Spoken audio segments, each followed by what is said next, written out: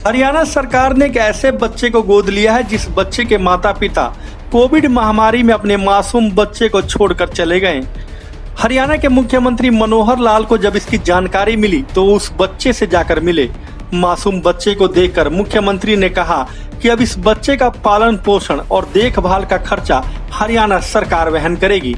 आपको बता दें कि फरीदाबाद का रहने वाला 16 वर्षीय विशाल मानसिक व शारीरिक रूप से दिव्यांग है, जिसे गोद लेने वाले माता पिता कोविड के कारण नहीं रहे और वह मानसिक रूप से दिव्यांग होने के साथ साथ दोबारा से अनाथ हो गया।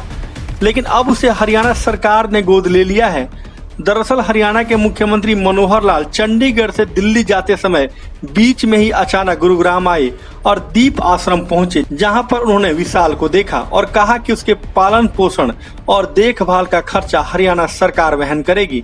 मुख्यमंत्री इस आश्रम में विशेष शिक्षा प्राप्त कर रहे अन्य मानसिक रूप से दिव्यांग विद्यार्थियों से भी मिले। और आज भारतीय जनता पार्टी का सेवा दिवस भी है, तो इस नाते से हमको ये पता लगा कि एक बालक ऐसा है जो पहले भी अनाथ था, बाद में जिस माता पिता ने इसको अडॉप्ट किया, दुर्भाग्यवश वो भी नहीं बच पाए।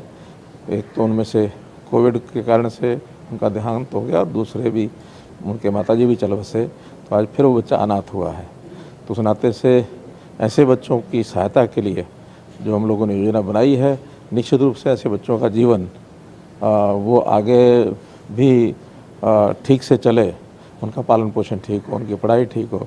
लेकिन यहाँ ये जो बच्चा आज आया है ये MR है, मेंटली रिटार्टेड है, तो यहाँ जो सेवा कर रहे हैं, जो संस्था है यहाँ, ये संस्था भी इन बच्चों की जो सेवा कर रही है बहुत ही सराहनीय काम है। मैं इनको शुभकामना देता हूँ और ऐसे जो आश्रम है इनकी आगे चल कर के हरियाणा सरकार निश्चित रूप से उन्हें कोई सहायता भी करेगी, ताकि ऐसे बच्चों को कोई पालन पोषण में उनको कठिनाई ना आए। दरअसल फरीदाबाद के रहने वाले जयपाल और जगवंती का कोई औलाद नहीं था। उन्होंने बचपन में ही विशाल को गोद लिया था। जयपाल की गत 24 मई को कोविड-19 के कारण मृत्यु हो गई और उसके बाद मानसिक रूप से तनावग्रस्त उसकी पत्नी जगवंती भी 21 मई को चली गई। विशाल फिर अकेला रह गया, वो बोल भी नहीं सकता।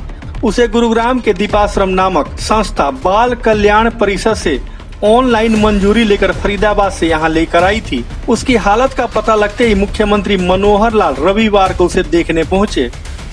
अनाथ बच्चे विशाल को देखने तथा दीपाश्रम में रह रहे अन्य दिव्यांग विद्यार्थियों से मिलने के बाद मुख्यमंत्री ने कहा कि कोविड के कारण अनाथ हुए बच्चों के लिए हरियाणा सरकार ने मुख्यमंत्री बाल सेवा योजना की घोषणा की थी।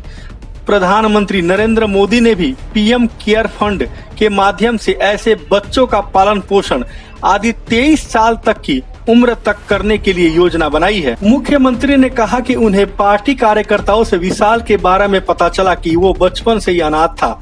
जिस माता पिता ने उसे गोद लिया था वो भी दुर्भाग्यवश नहीं बच पाए। कोविड-19 के कारण पहले पिता का देहांत हुआ, उसके बाद माता भी चली गई। वह बालक विशाल फिर से अनाथ हो गया। मुख्यमंत्री ने कहा कि ऐसे बच्चों की सहायता के लिए हरियाणा सरकार ने मुख्यमंत्री बाल सेवा योजना बनाई है, ताकि इन बच्चों का जीवन आगे भी ठीक से चले, इनका पालन पोषण सही ढंग से हो सके। उन्होंने कहा कि ये बालक विशाल मानसिक रूप से दिव्यांग और दृष्टिहीन है, वह बोल भी नहीं सकता।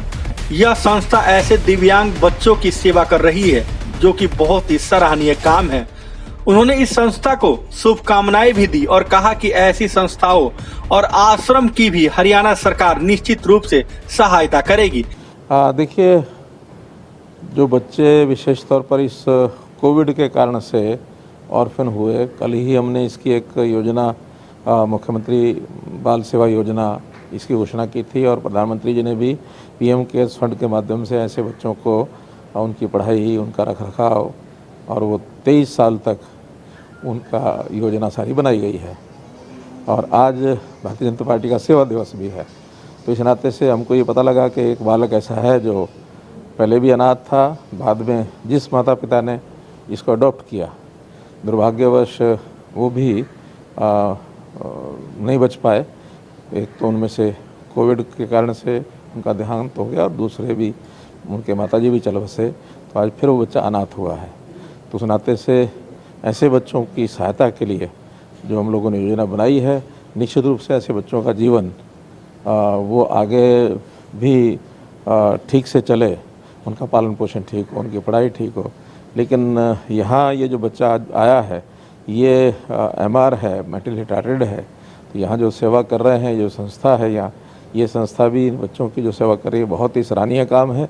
मैं इनको शुभकामना देता हूँ और ऐसे जो आश्रम है इनकी आगे चल करके हरियाणा सरकार निश्चित रूप से उन्हें कोई सहायता भी करेगी। दीपाश्रम नामक यह संस्था ऐसे दिव्यांग बच्चों की सेवा कर रही है जो कि बहुत ही सराहनीय काम है।